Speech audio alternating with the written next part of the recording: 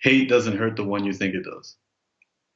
And I think that's the first thing people have to kind of realize. It like, yeah, definitely people hurt us. Definitely, we've all gone through it. The resentment we hold towards them causes them no damage.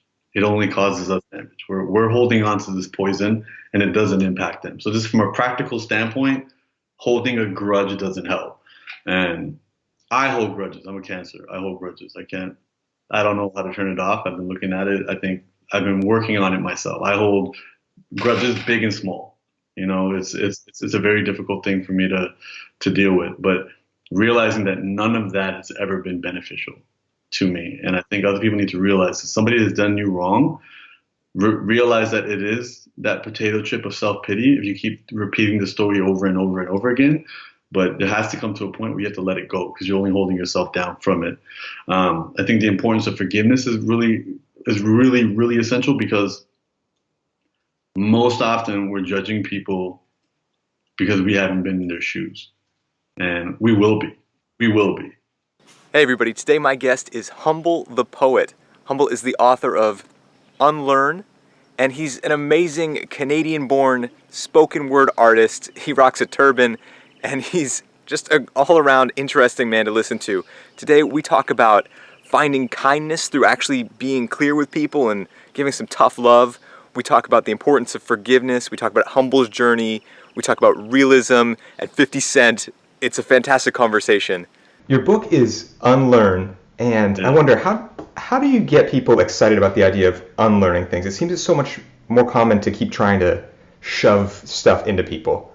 How do you get it to go the other way? I think that's probably what it is right now. I think the title just kind of sticks out to people. Yeah. Because just culturally on this side of the ocean, just acquiring as much as you can seems to be the way. That seems to be the religion. You know, acquire stuff and be happy. That's the main religion out here. So I think everyone's kind of used to that, and they're really searching for what should I be acquiring, you know? But they're never questioning the idea, is acquiring the way to go in the first place? So I think when they see the word unlearn, it makes them kind of think of, in their own lives, ideas they've had to let go, and times that letting go has really been beneficial to them. So from that perspective, I think it hasn't been a challenge. I feel like, if anything, it's been helping me a lot. I think a lot of people have got to that point now where they're like, hey, I'm overwhelmed. I got too much information coming to me through my phone. There's too much bad news on the television. There's too much happening in the world. I have access to more than I ever need. Everything I buy breaks in a year. I need something different. And the idea of less being more is something that is both revolutionary and feels so familiar to everybody. Yeah. And the power of the word, unlearn. You're a man of words. What is it about words and rhyme that attracts you? I think it's probably just the idea that, like, it's vibrations. Like, literally every sound you make is a vibration. And the power you have with that vibration, like, you can say something and make somebody smile. You can say something and make somebody cry. And if somebody doesn't have the context of your vibrations, like you speak a different language, you can say something and completely unaffect them. And I think that, to me, that's just the coolest thing ever. And just to watch people put words together so well and eloquently. I mean, I just heard that Jon Stewart, you know, that long speech he did at Congress, and just like to see a guy overwhelmed with emotions, but be able to still articulate himself so well, and it just hits people on a level that it's like music. So I think that's what it is for me, and I've become obsessed with words and wordplay since I was a child, and being able to use that for a lot of people, because you realize a lot of people are carrying a lot of tension because they don't have words to put, they can't put those emotions into words. And that's what helped me, hearing a certain lyric, hearing a certain rapper saying some things that really just told my story. Yeah. And so now I'm just trying to pay that back and pay it forward. Yeah. How do you transmit your emotions into your art? What's the process for that? I think it's probably a combination of just, growing up in a situation where, for young guys, especially young guys of color, you're not really encouraged to express our feelings. So there's a lot of it just becomes pent up. For me, it's probably not so much that I don't feel like I have a safe place to express it. I think I just probably don't feel like it's the most productive thing to express it. So I spend more time thinking deeply about it until I kind of have that revelation. Like, oh, you're feeling a certain way. and this is why you're coming to that. And also just kind of really taking in a lot of other writers and readers and realizing that the message, there's nothing new to the message. It's just the messaging and the messenger changes, and things have to get updated for a new audience. So every time I hear something amazing, sometimes it's simply taking a brilliant idea that, that has way too many syllables and just shrinking it down. I mean, I'm editing my next book right now, and literally all I'm doing is highlighting all the big words and finding simpler words for it. Yeah, your language is really accessible, for sure. Yeah. I used to be a school teacher, so that was important. Accessibility, Yeah. What from that experience then played into this for you? I think the number one rule that teachers learn is that if students don't get it, it's not the student, it's the teacher. So I think that became a really big thing, accessibility, and understanding that, hey, like, if you can say it with less words, say it with less words. You don't have to say, I acquired something. You can say, I got something, and it's okay. I think what ended up happening was, for me, what ended up connecting with the audience was I started saying things that I started saying smart things, but not sounding smart. And I think that allowed people not to feel like they were being lectured to, or I was some sort of pretentious intellectual. I was just somebody who took the time to figure out the things that we're all going through. Yeah. You mentioned too, like having people who put these words in a way that's someone who you look up to, like when you're young.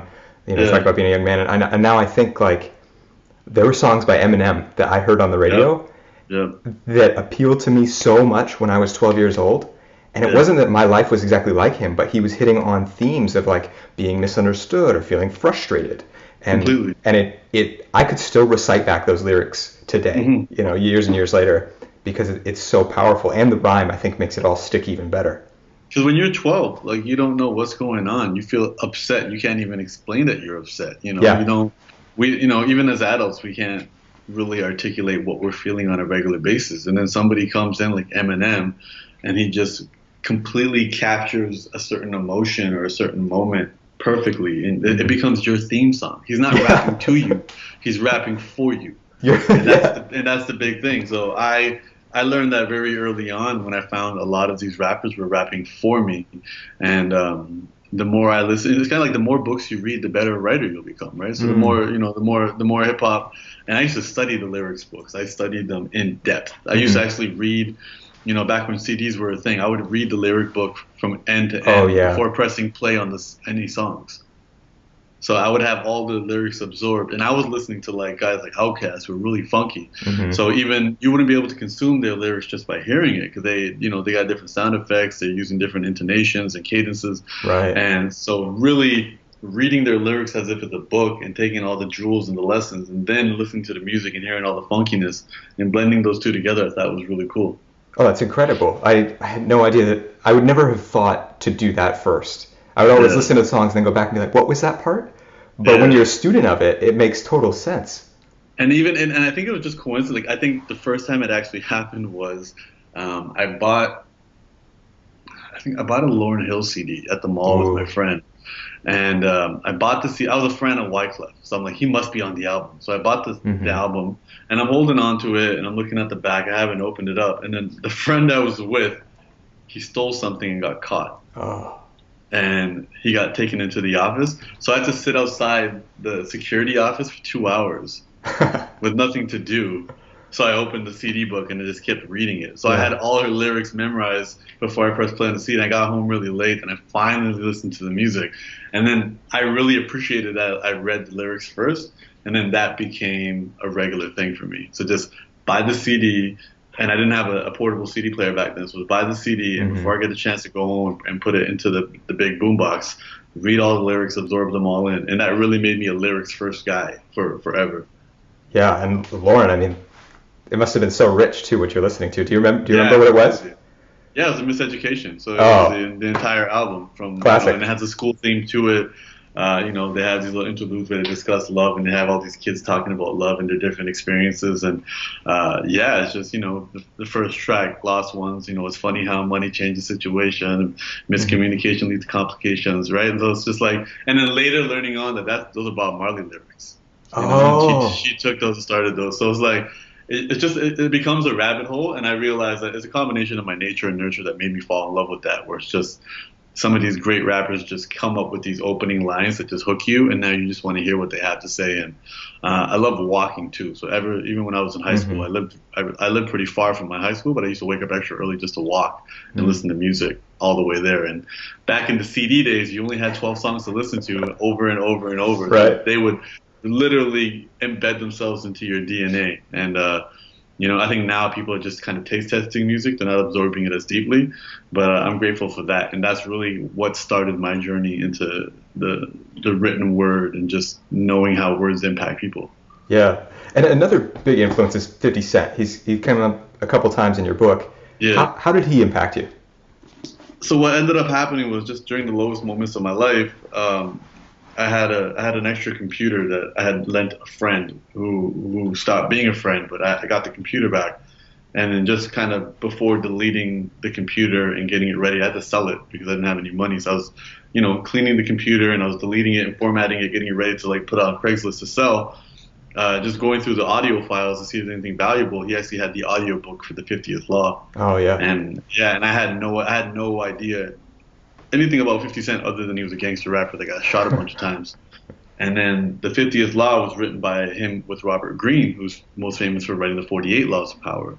So I was like, wow, well, if Robert Greene collaborated with 50 Cent for a book, it's got to be really cool. Yeah. And I owned the 48 Laws of Power, but after reading the first chapter of it, I was like, this book is evil. This book just teaches you how to be manipulative.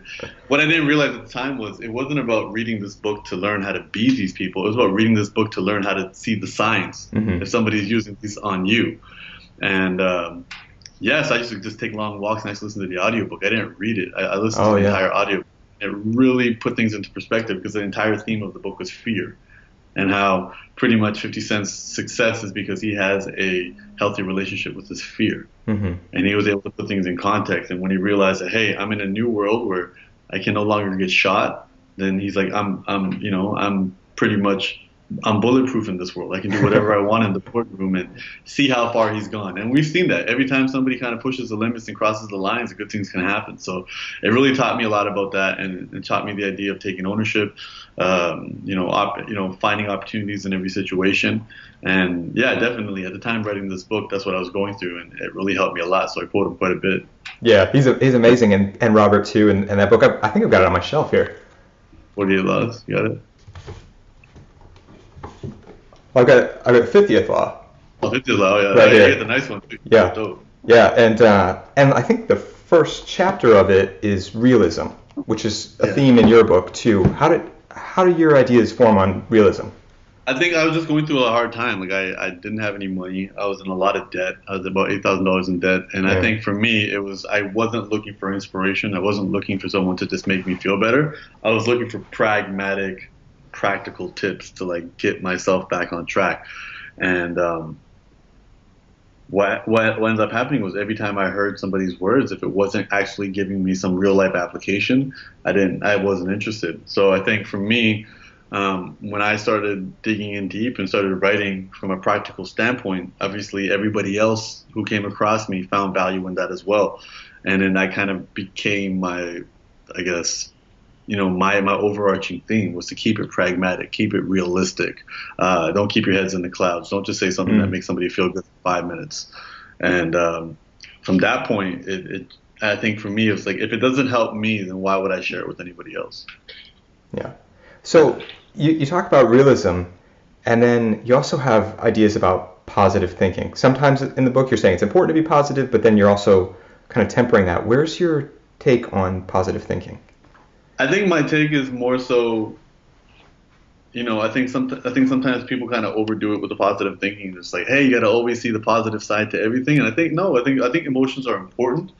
However, I think the addictive qualities of negative emotions just have to be recognized. So for me, I can say always stay positive, or I can say stop complaining. And in this instance, I said stop complaining. Stop venting, stop complaining. You may think this stuff is healthy for you, but it's actually not, especially when the people, and especially those professionals. It's not like people are hiring therapists and sharing their problems. It's people are just downloading their problems upon other people, and they're viewing their vulnerability as a currency. They're saying, hey, let me tell you my deepest, darkest secrets and my problems, and that's going to make us closer. And I don't think that's a healthy way to start a relationship or even maintain a relationship. So for me, it was kind of more seeing that there's very little value in that. So, it's not even about looking at the bright side. It's more so saying, hey, you can create a bright side to everything. So I make poor decisions every single day. I deal with the negative consequences of those poor decisions, but it's a matter of is huffing and puffing about it going to help? And a lot of that was inspired by a great book called Who Moved My Cheese. I'm not sure if you've heard of that. Yeah, Spencer Johnson.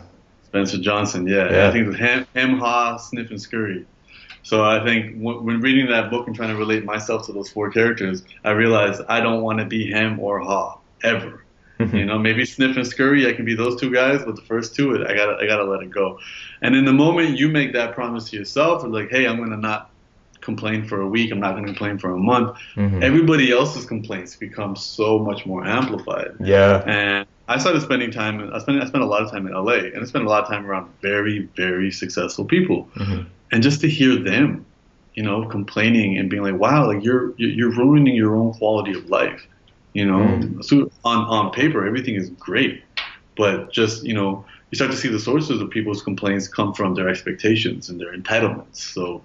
If you're used to getting a bunch of first class flights for all the gigs you get booked for, then you start to hem and haw when somebody has to fly you coach, and you gotta check yourself with that entitlement. So I think for me, that was a big thing, especially coming from no pun intended, humble beginnings. My parents are immigrants. My dad was a cab driver, and he just retired. So just to be like, hey, I don't want to jump into the 0.001% and then all of a sudden not appreciate anything I have, because the only way you're happy is through appreciation. So all this negative thinking doesn't feed your appreciation or your gratitude. And that's why I say, even in the book, if you can't find reasons to be gratitude, then your misery is not only guaranteed, it's deserved. And I think sometimes people need to hear that. People need to understand that they're in control of how they feel, and telling people you deserve to be miserable because you're choosing not to be grateful, I think that's an important thing that I had to tell myself. And that was the wake-up call that I took from myself to improve my situation. Oh.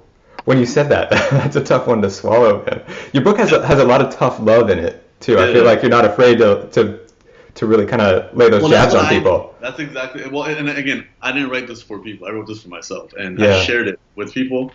So it's not like I still probably speak to myself much tougher. And that's what I needed for my life at that time. I've learned since then that that's not for everybody. Some people need a hug. And again, love manifests itself in different ways. Love can be a hug or a kiss on the cheek, or it can be a kick in the ass, right? So the type of love I needed was that kick in the ass. The type of love I continually need is that kick in the ass. I need to be challenged. I need to be called out. I need to be called out on my bullshit. I need to be called out on my expectations and my entitlements, because for me, that's what I appreciate in somebody caring enough to keep it real with me, versus somebody trying to be kind and being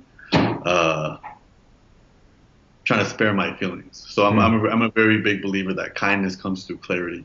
I'm not a fan of passive aggressiveness. I'm not a fan of any of that. But that's me, and that's I guess that's considered my love language or whatever. But it's how I respond to things, and I think I'm just trying to build a community of people who dig that as well. And I think it's really interesting because it's especially with this first book. I'm now that I've kind of hit this place where I'm a major published signed author, now it's kind of like realizing that, hey, like, this first book isn't your introduction to the world. This first book is your priming of your community.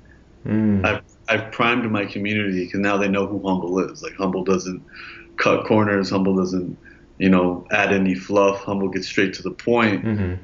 Humble's not too worried about your sensitivities. Humble's not offending you. So now we can go deeper with the next book. And I realized that that's the really cool part of this, is that I do have the freedom now where, with the next projects that I write, I guess if somebody reads those ones for the first time, it might be a little bit too spicy for them. But I think somebody that has joined me from UNLEARN moving forward will be like, yeah, that's our guy.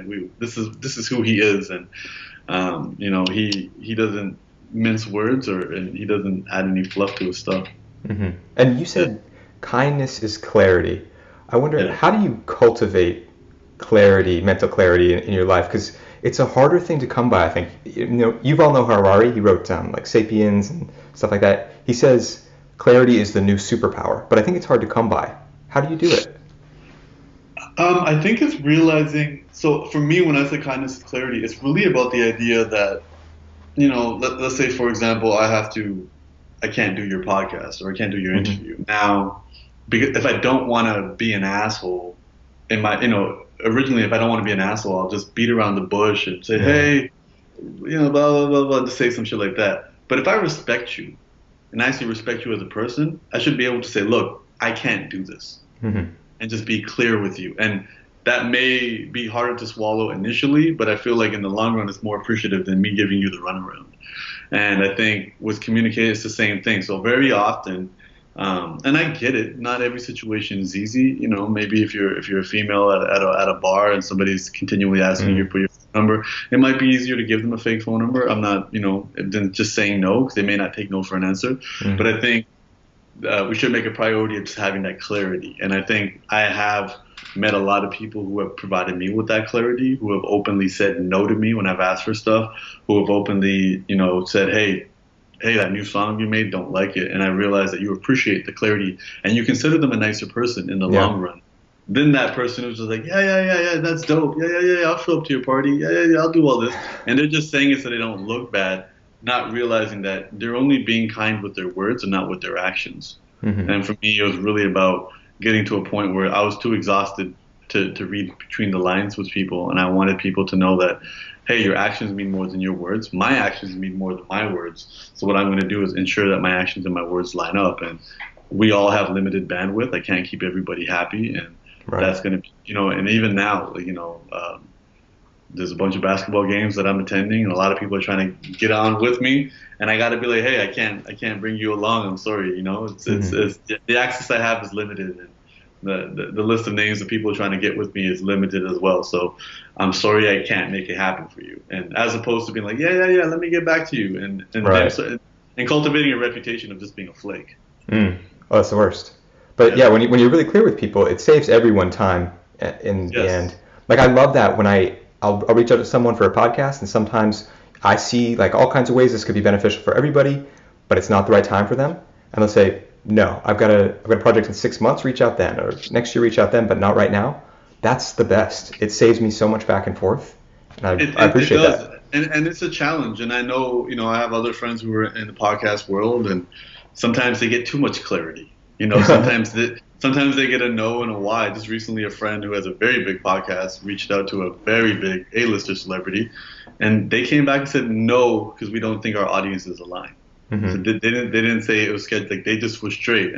But then that got them overthinking. Like, what do you mean our audiences don't align? My podcast is ranked XYZ at a certain level, and you're like, okay, I can see how it goes both ways. Nothing is absolute. It's too much clarity may, it depends on who the person is. So I try to cultivate relationships where people get me, they understand how Humble speaks. There are once in a while a couple of friends that, before I enter a room, give disclaimers saying, look, Humble, or they'll warn me, say, hey, this isn't the type of audience that's going to take too well to you keeping it too real. And Dave Chappelle has a really good skit on his show about when keeping it real goes wrong. So it's kind of learning that game, and even learning the fact that I'm from the East Coast. We speak a little bit more bluntly than people on the West Coast. And recently, I was in LA, and I took two of my friends to Universal Studios with another friend from the West Coast, and I said, hey, some of the jokes that we make on the East Coast, they're not going to fly here. We're going to have to tone it down. Let's let him tell the jokes, and you stay at his level, because we say much more rash things out here. So it's really about kind of learning that. Yeah. Hey, Humble, you mentioned earlier the addictive quality of negative emotion. Yeah. I think that's something that a lot of people don't know about. I know in myself, I realized, like, looking back, there were times when I really used my negative emotions to kind of energize me to like get through things, but I didn't realize at the time that I was really hooked to it. Yeah. How can people recognize that? I think we have to realize that as human beings, all of us need to feel connected. That's 1,000%. We all need it. None of us should feel bad for it. But there's probably 1,000 different ways to feel connected. And most recently, the fast food method that we all have now is social media. It gives us this illusion of feeling connected. It gives us, the little dopamine drips, and it's convenient. You can just pull out your phone every 5 seconds, check something, feel like you're connected with other people or what have you. What we don't realize too is sometimes we can build that connection with ourselves, and the way we do that is through self-pity and negative thoughts. So kind of being like, when you meet people that have gone through heartbreak or financial loss or losing a family member, the ones that sink into self-pity are the ones that start to act like they're the first person to ever go through this. They're the first person to ever lose some money. They're the first person to ever be betrayed. They're the first person to ever be heartbroken. And what they're actually doing is they're saying, nobody understands me but me, and they're building this personal connection with themselves. And it works, and I understand why they do it. They just got to realize that in the long run, you're isolating yourself from other people. It's like, I understand why people like potato chips. And I'm not going to hold it against anybody. But the more you eat, there's going to be some negative consequences that come with that. So I think people got to look at I look at self-pity like potato chips. And it's like, I get it. I get why people dig it. Nobody is weak for doing it. It was designed to be addictive. And just be more self-aware and realize that, hey, this is a quick fix solution. A better way to be connected. There are better ways to have connection with people, and they'll take longer. They require more work, but the slow growth will be more sustainable in the long run. Whether that's building deep, meaningful connections with other people, whether that's providing services and being of service to other people, these things will also still allow you to feel connected with other people. It also allow you to feel significant. We all have the need of significance, right? So again, there's a million different ways to feel significant. We can show off our booty on Instagram. We can make a lot of money. We can wear a mortgage payment around our neck and jewelry. We can do a lot of things that feel significant, or you can help somebody, or you can become a parent, or just some are more sustainable than others. And I'm not here to judge people for their choices. I'm just here to let people understand that some are fruits, some are potato chips. Yeah. And just become more aware of it, and then make your choice moving forward. Yeah. So if self-pity is the potato chip, what are like the vegetables of self-love? What's the healthy stuff? Service. Yes, viewing yourself as a resource to the world. I think for me, that's been the one. Like, I was just at Game 5 for the Raptors, and we lost by a point. And, it was a very expensive ticket, and it was a very down moment. But what I noticed, and it wasn't just me, it was quite a few people, when we walked outside the game, all the homeless guys asking for money, they made a lot of money. Because I realized a lot of people felt the same way. That like, the only way I'm going to get out of this funk is to do something nice right now. And I saw somebody with a dog, and me and a couple of my friends gave him a bunch of money as well. And it's just simply like, instead of feeling bad for what just happened, let's just try to counteract this with something good. And, I think service to people is usually what I found to be the best, whether it's opening up my inbox and replying to a message of somebody who's sent me a heartfelt message of their problems, or whether it's trying to provide an opportunity for somebody, or whether it's just making time for somebody else and taking myself off the focus. I think the less we focus on ourselves, the more connected we'll feel, and we'll feel part of something bigger than ourselves. So now, how do you find balance then in serving people? Because you've got an audience, and you have a lot of demands on your attention. How do you balance that for yourself? When do you know to just take your own time? I feel like it goes the other way. I probably spend more time on myself. I mean, I feel like I'm in a very unique situation. I wrote a book that came out 5 years ago, and it's been growing like a seed. I published independently. Then it got picked 3 years later. It got picked up in Canada. 2 years after that, it got picked up in the States, and now it's doing very well. And now, in the next 6 months, it'll start doing its international rounds. And it's already been selling really well internationally. And it's actually sold well internationally. We have to take it off the market for this republish. And so it kind of feels like, in many ways, that I did the work, and now I can enjoy the labor. I can enjoy the fruits of the labor that happened all those years. So for me, it's actually more so being like, all right, let me finish these basketball games, I can get back to work. I have another project that I'm working on that I'm trying to get done for the summer. So I don't really focus on balance as much. I think now I look at it as a combination of recognizing the privileges that have been afforded to me from my success, focusing on the fun, and as well as creating opportunities for people beyond me. So it's The big thing is I'm from the South Asian community. I'm, one of 5 full-time artists in our community. It'd be like me, Lilly Singh, Just Rain, Rupi Kaur, and maybe a handful of other people that are emerging right now that can do this full-time, and trying to school the next generation on how to do this quicker. It took me 10 years, so I'm trying to educate other people on how to do it, right? So, so I think those are the kind of focuses that like remain exciting for me, and meeting other people who are doing well and really kind of pushing that agenda on them, being like, hey, are you hiring people? Are you educating people? I've watched you on your journey and it took you this long. If you can find some talent and save them in 5 years, and then make them find some new talent and save them another 5 years, and just really get the system going. So for me, that's really exciting. It's I just hosted a culture show at UCLA. Nice. And then I spent all my time, instead of just hosting and telling jokes, I spent all my time just telling these kids to either get involved in the arts or graduate and fund the arts with whatever job they're doing, and just really creating this movement of the importance of art, because our immigrant parents couldn't see the value of art. They didn't understand it. I'm not holding it against them, but they didn't understand that. They're listening to the radio on the way home. They're watching Netflix at home. They're watching movies.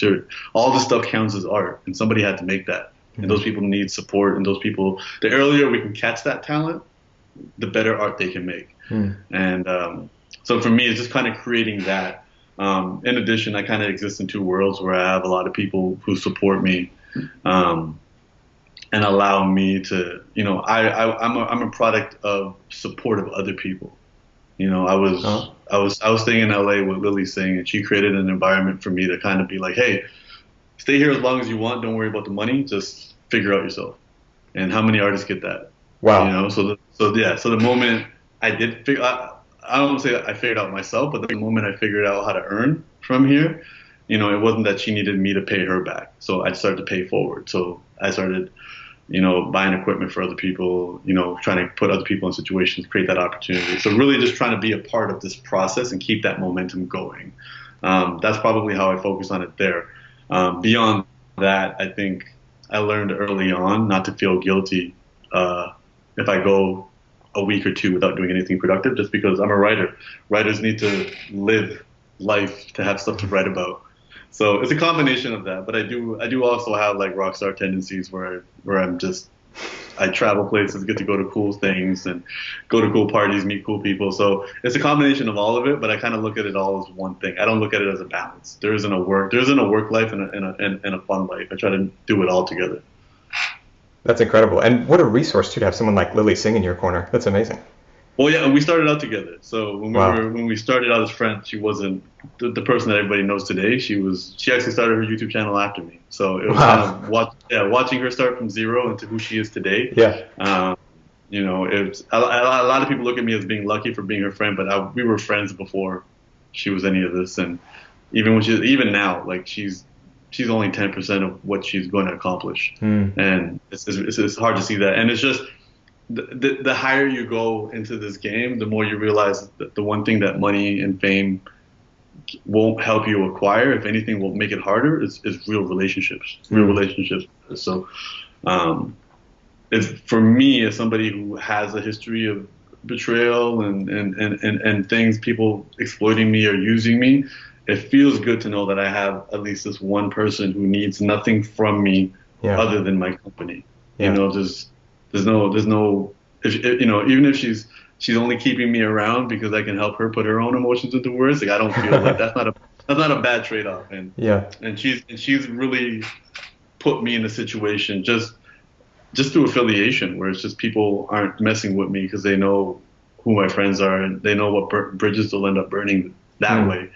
So it's become there, and I think I recognize that very early. I see the gratitude in that, and now I view it as my responsibility to be like, all right, cool. If you're in a good situation, if you've won the artistic lottery, what can you do now to better other people? And it's not paying her back; it's paying it forward. So I'm building a team and showing them all the unsexy work that comes with being an artist and making all that happen, and then trying to put them in a position where they can do their own stuff for themselves. And as well as, but I want to start catching kids at like 8, 9, 10, who love taking photos. And if we got to make a $500 investment, buy a camera, let's do it. And so that's the thing. So my actual goal, and you guys can hold me to this, by the time this comes out, my birthday is July 12th. So I don't know if this is coming out by then, but it's to set up a nonprofit for creatives. Oh, wow. And so to put them in a position to at least get started, right? And the goal is to start catching people before they become teenagers. Yeah. Well, when that comes out, send me the link and we'll put it in the show notes for sure. Fantastic. Cool. I mean, we're not going to be raising money from. I'm going to be hitting up rich people for the money. I don't need people to donate. Okay. What we will have people do is people can apply for it. It'll be a grant. Okay. So I'll hit up all my rich friends to give me the money, and then we'll have the general public just apply and share their dreams, and then we'll figure out a way to fund those dreams. That's kind of what it is. I don't need people to donate to it. Okay. Cool. Yeah. Cool. Well, Humble, you talked about being betrayed or feeling kind of burned by people. And I think that hits on another big theme of your book, which is forgiveness. And forgiveness is hard. Like, I had another guy on the podcast a couple weeks ago. He wrote a whole book about revenge. Like, it was a novel, and revenge, like, it's very human to get very attracted to the idea. Like, how do we let go of that and forgive? I mean, so I just finished the first season of Jim Carrey's show, Kidding. Uh-huh. I don't know if you've heard of it, but there's a line where he says, hate doesn't hurt the one you think it does. And I think that's the first thing people have to kind of realize. Definitely people hurt us. Definitely. We've all gone through it.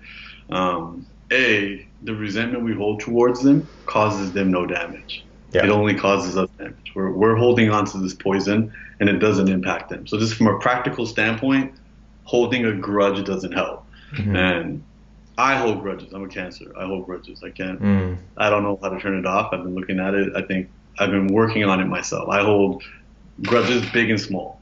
You know, it's a very difficult thing for me to deal with. But realizing that none of that has ever been beneficial to me, and I think other people need to realize that somebody has done you wrong. Realize that it is that potato chip of self-pity if you keep repeating the story over and over and over again. But it has to come to a point where you have to let it go because you're only holding yourself down from it. I think the importance of forgiveness is really, really essential because most often we're judging people because we haven't been in their shoes. And we will be. We will be. You know, if you've been cheated on, one day you might be the person doing the cheating. If you've been stolen from, one day you might be the person who does the stealing. And it'll never just be so black and white. You'll start to realize how complicated the situation is. And most often I realize it just comes from fear. It comes from fear of having a conversation, fear of clarity. So people decide, hey, you know what's better than being clear? Let me just do stuff behind people's back because it's easier. And I get that. We've all done it on some level. So I think for me, just realizing that it's damaging to hold these grudges. Most of these people aren't evil. You know, these people are just scared, and having compassion towards that because most people don't have the tools that we might have. You know, if we could have done better, it's because we had a privilege to do better. And I think that's the important part. And guilt and shame, in my personal opinion, does more harm than good. So trying to shame somebody into acting right, trying to guilt somebody into try to act right, it just doesn't work. I mean, I got a call this morning from one of my aunts, and she invited me to she's having something on a Sunday morning where I'm not in town, and she really tried to guilt and shame me to attend. And I said, you know, sorry, I'm not here. If I was here, I'd be there, but I'm not here.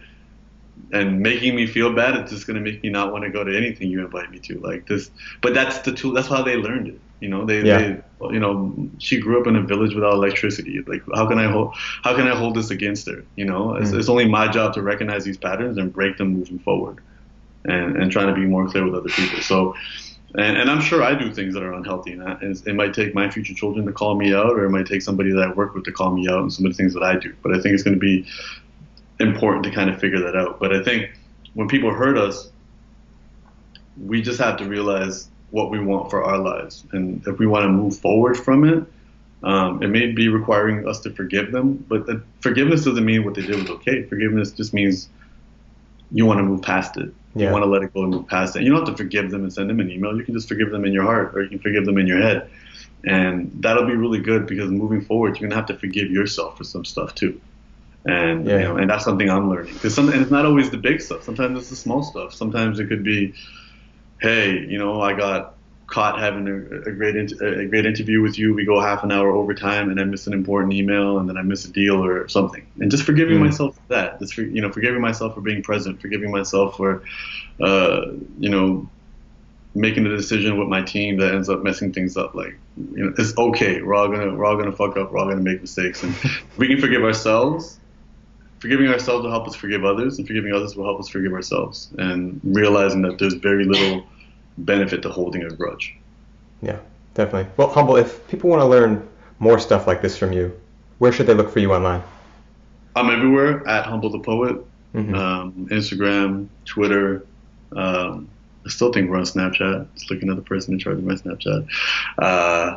YouTube. YouTube.com/Humble the Poet. I have a lot of videos. I actually have videos of me reading the book. It's kind of like a little storytelling thing. Yeah, so I got that going on. Facebook. I'm everywhere, so it's easy to find me. Whatever social media you like to use, you can find me at Humble the Poet.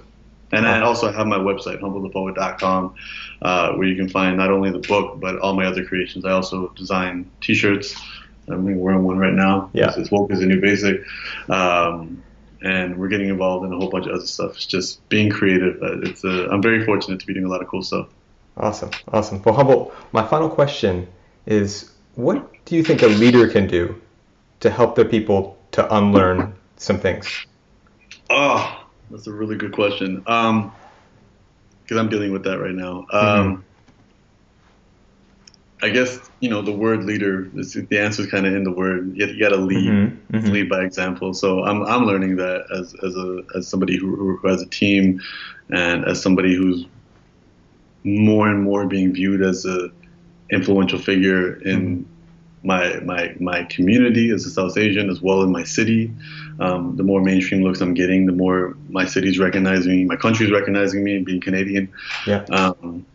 And kind of realizing that, hey, that comes with stuff that's wonderful, like access and information and opportunities, and that also comes with, a bunch of headaches of people having expectations of you, people expecting you to be a role model, people expecting you to be flawless. I think the best thing you can do is, it is leading by example. I think for me, the challenge is the only example I want to set is being myself. I don't want people to be like me. I want people to try to be themselves like me, which might require them to be completely different. I'm part of the school, or I'm cut from the same cloth of the Lilly Singh movement that she's created, and her rules were simple: be kind and work hard. So above and beyond that, really trying to encourage people to kind of see that is really difficult.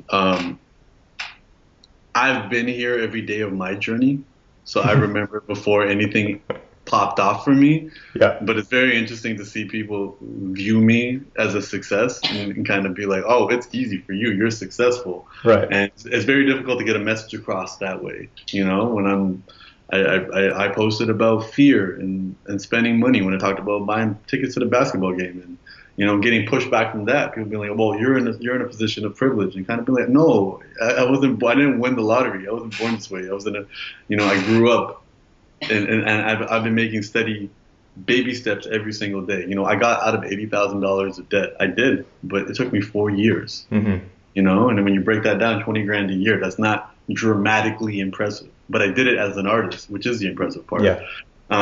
But again, I don't promise anybody like here's the 9 steps to make it happen. It took me 4 years of grinding and nickel and diming, and here are the benefits of it. I became a minimalist because of it. I don't spend my money on too many things right now. And I think leading by example is there, but also just not focusing on being an example. I think to be a leader, you just have to lead, and you head, and people who are wise enough to pay attention will follow behind you. And also never stop being a student. So for me, I think it's each one teach one. So I think I always want to have a mentor, whether I know them personally, or whether it's like a character like 50 Cent, who I'm watching his interviews and taking notes. And I also want to have people who are I guess my mentees, both directly, like people who are directly have access to me and can pick my brain, and knowing that there's a large population in my community that look to me to kind of help them set a way. And knowing that that community works better when we all contribute and when we all learn from each other instead of it just me kind of being the figure point of it. Because I don't want to, like, that's going to suck the fun out of this if I have to worry about being a role model and, not being able to make mistakes and mess up. And I think I'm super fortunate. Especially now in 2019 on social media, that, my unofficial contract with my audience are my words and my ideas. Mm-hmm. I don't have to project a certain lifestyle. They don't care if I'm traveling. They don't need to see pictures of me in business class. They don't care what they don't really care. My engagement comes from the thoughts and ideas, and that can happen anywhere. So I love living a wide spectrum and rich life that I can learn so much from and share it with them. So I think to lead is to kind of just live by example, but not for the audience. You have to do it for yourself. Do what feels good. And I think historically, anybody we've ever looked up to are the people that seem to care the least about external validation. Yeah. And a lot of people take their leadership or their influencer title way too seriously. And you see them creating these reputations that turn into cages. And that's something I definitely don't want to do. I think I said it before, but I want to be in a situation where I can, because I will do some dumb shit, and just at least my community will be like, yeah, we expect it, or we get it. I think that's probably the most important part for me, that I want to kind of come across as like, hey, I don't want this if you guys are going to put me on some sort of pedestal and call me a self-help guru and I have to act holier than thou. Like, I don't want that. I want to be able to get lost in my emotions sometimes. I want to be able to make mistakes publicly and privately. I have ex-girlfriends that don't think too kind of me. That's okay. That's real life. I'm a real life person. So I want to maintain that. And I think that those are the best kind of leaders that I like are the flawed human beings that are still doing extraordinary things. And everybody I look up to, whether it's George Carlin, whether it's Malcolm X, whether it's Muhammad Ali, they all had their own flaws. And their flaws don't make me respect them less. Their flaws are what make me connect with them more. Yeah. Because now I know, like, hey, I can be like them. Mm-hmm. Versus the holier than thou people that have the light glowing from the back of their head, and then you find out 10 years later that they were just this corrupt individual. Yeah. Yeah. Well, Humble, thank you so much for sharing what you got. I really appreciated this, man. No, thank you so much for having me, man. Hey everybody, thanks so much for watching this episode with Humble the Poet, author of UNLEARN. If you want to help me get more great guests like this on the show, then be sure to subscribe, and I'll catch you next time.